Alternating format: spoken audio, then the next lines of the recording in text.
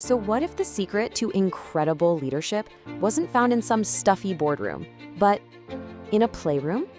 It sounds a little wild, right? Well, today we're diving into the play principle, a leadership philosophy that says the best way to lead is with a very specific and, yeah, kind of surprising type of love. Play in the workplace? I know what you're thinking. Sounds like a distraction, a waste of time. But what if it's actually one of the most serious, powerful business tools you could possibly have? The play principle argues it's not just possible, it's essential. Let's break down how this actually works. All right, so it all starts with a huge shift in how you think about your team. It's about leading like family. And that right there, that's the core idea, the foundation for this entire philosophy. Now, the central goal here is really important. You win by treating everyone like family. See, this isn't about sacrificing results, just have a feel-good atmosphere.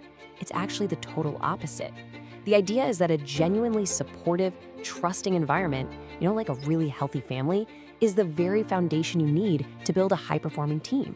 Okay, so what do we even mean by family in a professional setting? We're definitely not talking about the drama, right? It's all about a specific kind of connection. And that brings us right to the heart of this whole principle, a concept called ludus love. Ludus love isn't romantic love, not at all. Ludus is actually Latin for play or game. It's that kind of joyful, collaborative spark you see when a team is totally in the zone, maybe huddled around a whiteboard, just riffing on ideas. The fun is in building something great together. That feeling, that's ludus love in action. And this quote just nails the feeling, doesn't it? When people are truly playing together at work, in that creative, collaborative sense, all that stuff like hierarchy and fear of saying the wrong thing just fades away. And what's left is this pure creative energy and genuine mutual support. That is the atmosphere we're trying to create here. Now, I get it. This all sounds great in theory, but it's not like you can just flip a switch and boom, you're a new kind of leader. Leading with this kind of love is a skill, something you have to develop. So the big question is, how do you actually learn to do it? Well, the answer is simpler than you might think. Practice.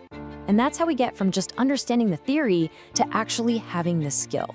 It's all about learning through role play.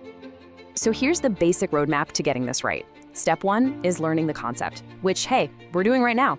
Step 3 is all about embedding it into your day-to-day. But let's really focus on that critical middle step, the bridge. Step 2, role playing. See, you can't just think your way into becoming this kind of leader. You have to physically practice it. You can think of role-playing as the gym for your leadership muscles. It's a totally safe space to try out those tough conversations or practice facilitating a brainstorm that actually feels more like fun than work. Okay, so you've put in the reps, you've practiced the skills. Now for the most important part.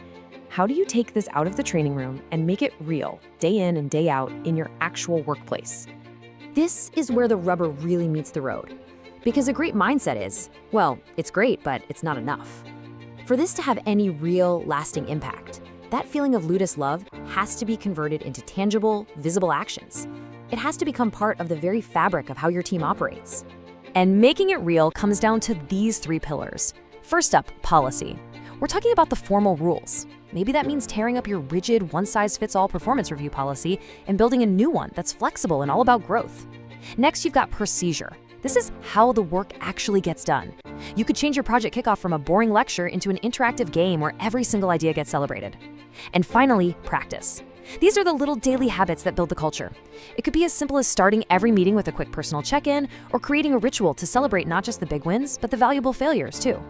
Wow, okay, so we've gone all the way from the huge idea of play down to the nitty-gritty of policy and procedure. Now, let's bring this all back to you. What's your first step? Look, this doesn't have to be some massive company-wide overhaul. It can be something small. It could be starting your next meeting with a fun icebreaker, or just changing the way you ask for ideas to make it feel more open. So think about it. What's one little piece of this play principle, one tiny element of ludus love that you could bring to your team tomorrow?